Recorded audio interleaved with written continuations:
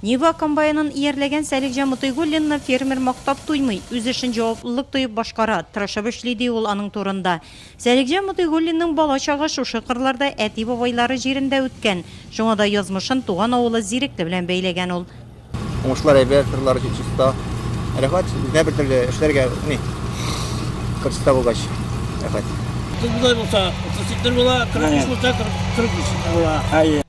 Башактагы бертүк сагына карап күпме уңыш чыгасын Хамид Хуҗахмәтов яхшы белә. 50 ел тракторда эшләгән. Пенсиядә күптән булса да бүген фермер Наил Хайбуллин хуҗалыгында бергәләп эшлиләр. Үз гомерендә күп кырларны күргән элекеге тракторчы фермер басуларының чиста уңышның мул чыгуына сөенә. Кискене чәшкәндүк, җирне яхшы иттереп эшкәрттеләр алар. Анысы иң беренче мәртәбә кискене, чтобы чүләннәре калмасын. Аннан соң язгы вакытында чәчелде. Аннан соң мына үсемлекләр сатып чыккан аларга әзрәк күтәрелгән тамырдан подкормка бирәләр. Хәл алып китү өчен. Аннан соң там чүләннәренә каршы бирәләр. Быел фермер 200 гектар җирдә бодай арпа культураларын иккән. Хуҗалыкта техникалар заманча түгел, үз вакытында карап майлап торгач яңалардан калышмый. Техниканы ярату инде бетте. Шул мин кичкенәдән 10 яшына инде машинада тракторда йөрдем. Менә шул белән техниканы кадерләп саклапты. Фермер Наил Хайбуллин хуҗалыгында 4 кеше эшли, тирлек асраган авыл кешесенә пешәне, саламы кирәк, бертеген дә кайгыртасы. Фермер Наил Хайбуллин хуҗалыкта эшләүчеләрнең мәнфәгатен кайгырта. Эшләүчеләргә хезмәт хаклары вакытында бирелә. Җыеп алынган ашлык амбарда озак ятмый, бертекне сатып алучылар бар.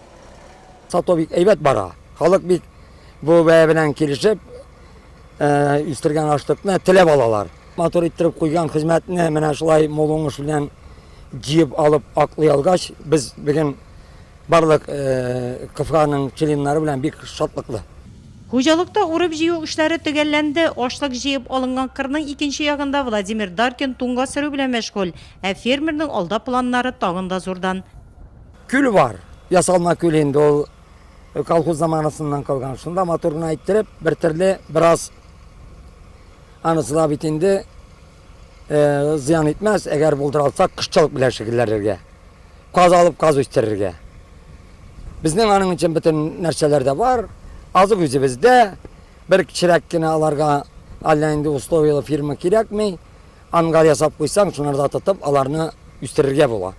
Максатын тормышка ашырыр ул, тотынса булдыра, кайчандыр әти бабайлары җирендә мул уңыш үстергә хыялланган булган.